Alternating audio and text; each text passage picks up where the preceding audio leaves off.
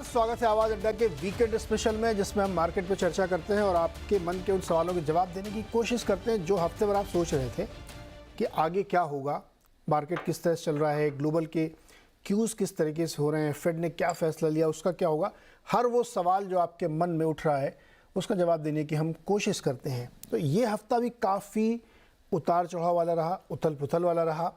कई बार समझ में नहीं आया कि क्या हुआ, लेकिन अमेरिका में एक ऐसी घटना हुई जिसने काफ़ी हद तक कुछ क्लियरेंस देने की कोशिश की है कि फेड की सोच क्या है।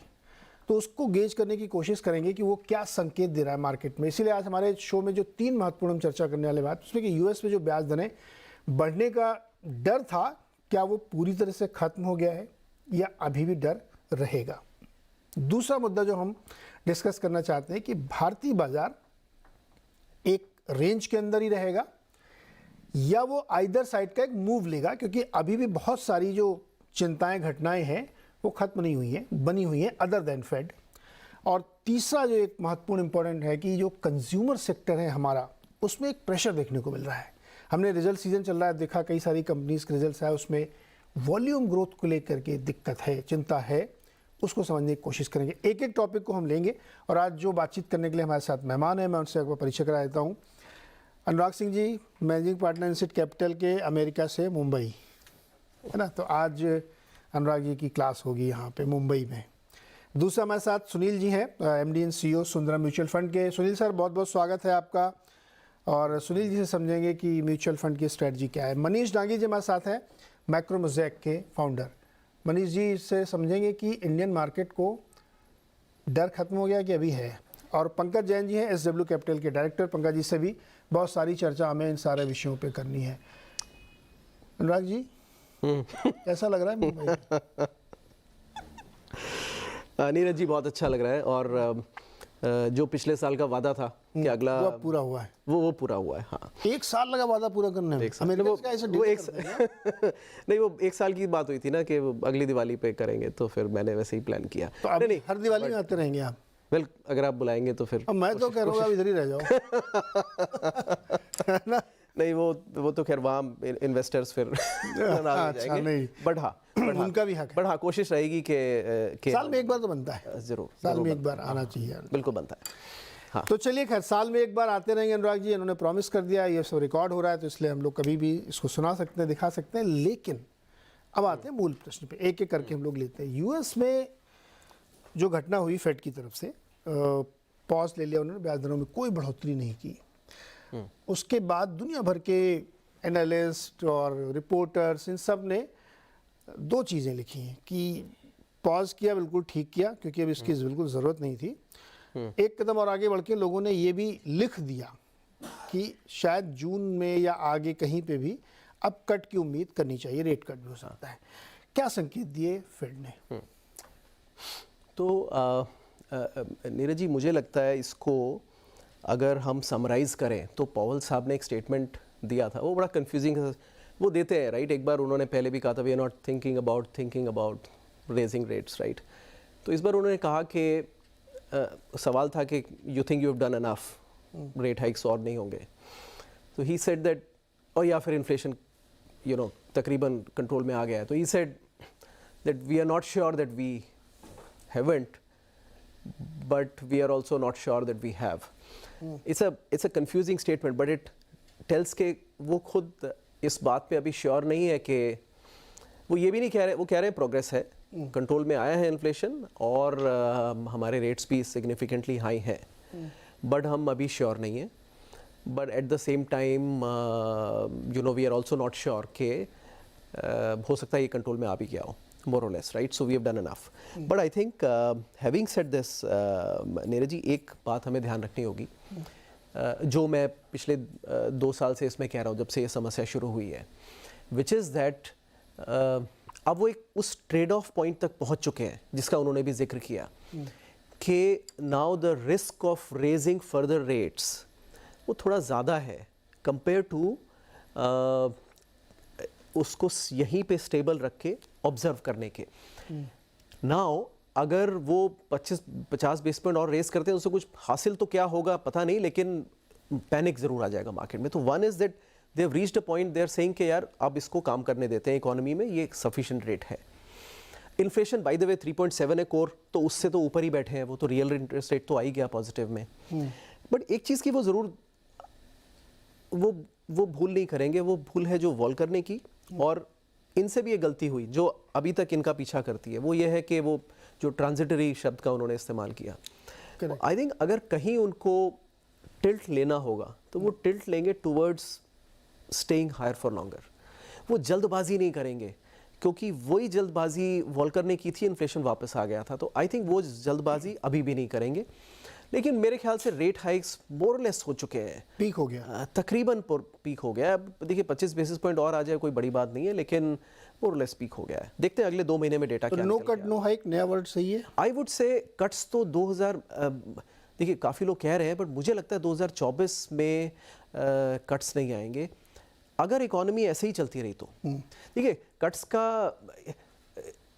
अगर इकोनॉमी इतनी स्ट्रांग चल रही है तो फिर कट्स की ज़रूरत क्या है? और ये तो बफर है, आपने बिल्ड कर लिया। जब भी इकोनॉमी में ट्रबल आएगी आप उसको काट ही सकते हैं, तो you would rather keep the buffer for जब ज़रूरत का समय आए, बल्कि आप उसको अभी व्यर्थ में खर्च नहीं करेंगे, बिकॉज जब वो जीरो पर थे तब तो कुछ करने को ही नहीं था मॉनेटरी पॉलिसी में। तो I think they will keep the buffer. मुझे लगता है 2024 में वो ऐसे ही चलने देंगे। There is a good chance कि इकोनॉमी इसी रफ्तार से और स्लो पेस पे चलती रहे और उसमें कोई ब्रेक पॉइंट ना आए। लेकिन 5.5% पे भी टिका के रखना बड़ा मुश्किल है। वो मुश्किल तभी तक है if nothing, I mean if something breaks तो फिर मुश्किल है। लेकिन अभी तो कुछ ब्रेक होता दिख नहीं रहा।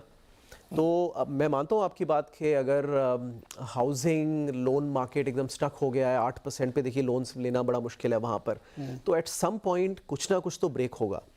तो या तो इकोनॉमी में कंज्यूमर ब्रेकडाउन होगा, क्रेडिट मार्केट में कुछ ब्रेकडाउन हो सकता है। लोन्स अच्छे हैं, it is just that market में एक पैनिक पॉइंट आता है ना, जिसके बाद हर कस्टमर पीछे हट जाता है कि नहीं अब तो रेट गिर रहे हैं, या तो वैसा इवेंट हो जाए, और नहीं तो ओवरऑल इकोनॉमी में जनरली एक ड्रॉप आ जाए, चाहे डेसिमल्स में ही आए, then it means that slow down हो गया। बट लेट्स नॉट फॉरगेट कि वो इन्फ्लेशन को ज़रूर वो 4 की रेंज में नहीं रह सकता है, उसको 3 के नीचे ज़रूर आना 3 के नीचे, और तकरीबन अराउंड 3 अगर आए तो अनएम्प्लॉयमेंट 6 के आसपास रहना चाहिए। 6 तो नहीं पहुंच पाएगा। उसका रीज़न ये है कि यूएस में after Covid about 2 million people जो 65 के ऊपर थे उन्होंने प्री रिटायरमेंट ले लिया, अर्ली रिटायरमेंट काइंड ऑफ 63, 60, 65 के बीच में। वो 2 मिलियन लोग वर्कफोर्स से मिसिंग है। अगर आप उनको ऐड कर दें तो अभी ऑलरेडी 4.5 पर हैं, 4.5 पौने 5 पर होते हैं, लेकिन अब 3.8 पर है। लेकिन अगर आप वो 2 मिलियन को ऐड कर दें तो 1.5 से 2 मिलियन तो करीब आप 5 पे पहुंच जाते हैं।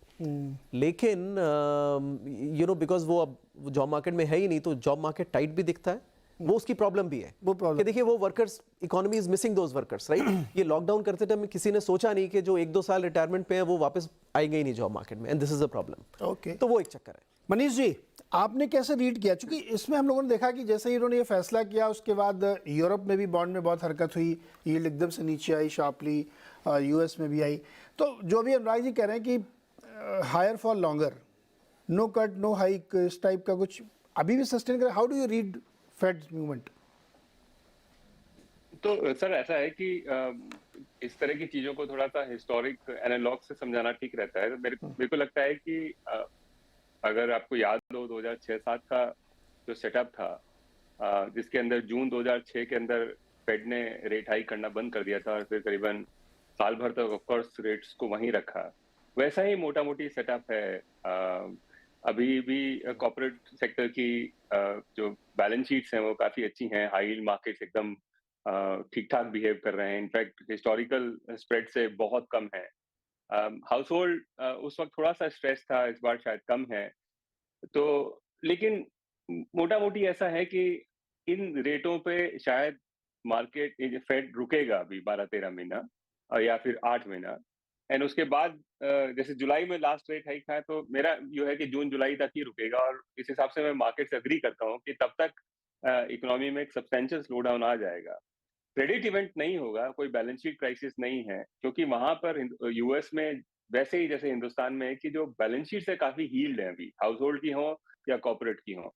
लेकिन क्योंकि मॉनेटरी पॉलिसी, एक छोटी सी बात कि मॉनेटरी पॉलिसी एक बहुत बड़ी लैग के साथ ऑपरेट करती है 8, 10, 12 महीने बाद में। तो इस दिवाली पे जो मॉनेटरी पॉलिसी ऑपरेटिव है यूएस में, वो शायद लास्ट ईयर की इंटरेस्ट रेट्स ऑपरेटिव है। जैसे मैंने आपको पहले भी कई बार अपने दर्शकों को बताया है कि अभी भी वहां पे एवरेज आदमी जो है वो मॉर्गेज पे 3.5% का ब्याज दे रहा है। अभी नया मॉर्गेज लेने जाओगे तो 7.5 पे मिलता है, तो क्योंकि वहां पे हमारे जैसा नहीं है, वहां पे 20-30 साल का फिक्स लोन मिल जाता है, तो लोगों ने दबा करके 3.5-4% के ऊपर अपना बोरोइंग किया हुआ था। सिमिलरली जो कॉर्पोरेट है वो भी अभी वो भाव दे रहे हैं जो जस्ट कोविड के पहले वाला भाव था, जबकि कूपन और यील्ड जो है वो डबल है अभी। तो इसलिए वो मॉनेटरी पॉलिसी धीरे धीरे इन सब कूपन्स को, मॉर्गेजेस को रिप्राइस करेंगी और धीरे धीरे फिर रिसेशन या फिर स्लो डाउन आएगा। मैं इतना कन्विंस नहीं हूं कि यूएस के अंदर रिसेशन नहीं आएगा जितना अनुराग है, लेकिन मेरा मोटा मोटी व्यू यही है कि जून जुलाई तक हम खींच लेंगे इस बात को, और उसके बाद में यूएस के अंदर एक सब्सटेंशियल स्लो डाउन या रिसेशन आने लगेगा और most probably monetary policy easing चालू हो जाएगी। तो ये फ्रेमवर्क मोटा मोटी मेरे ख्याल से लगता है कि 2006-7 का फ्रेमवर्क प्ले आउट होगा यूएस में। तो जून के आसपास आपको लगता है कि एक कट पॉसिबल है? जो मार्केट ने भी प्राइस किया हुआ है, तो मैं कुछ नई बात नहीं कर रहा हूं, मैं मार्केट से अग्री कर रहा हूं कि अब क्योंकि सी ऐसा है कि 5.5% का रेट 20 साल के इतिहास में ऐसा है कि वो ये रेस्ट्रिक्टिव टेरिटरी में आ गया है और काफी ज्यादा रेस्ट्रिक्टिव है। वो क्यों अभी तक हर्ट नहीं कर रहा है, उसका रीजन मैंने आपको बताया है कि जो हाउस होल्ड और कॉर्पोरेट है वो 2-2.5% की इंटरेस्ट रेट के हिसाब से अभी पैसा दे रहे हैं। आप सोचिए कि हिंदुस्तान में अगर 6.5 पौने 7 का अगर रिपो हो जाए, लेकिन आप अभी भी आपकी मॉर्गेज के ऊपर वही भाव पे बैंकों को पैसा दे रहे हो जो साल भर पहले था, तो आपको क्या फर्क पड़ता है? तो वो हालत है यूएस में, क्योंकि वहां का जो फाइनेंशियल स्ट्रक्चर है, बैंकों का स्ट्रक्चर है, लोन्स के स्ट्रक्चर है, तो काफी फिक्स रेट वाले हैं, हमारे जैसा नहीं कि फ्लोटिंग है। तो उसकी वजह से वो ऑपरेटिव ही नहीं है। 5.5% अगर पे ऑपरेटिव होता तो अभी तक तो काफी सब्सटेंशियल रिसेशन आ चुका होता यूएस में, जो अभी नहीं आया है। इंटरेस्टिंग।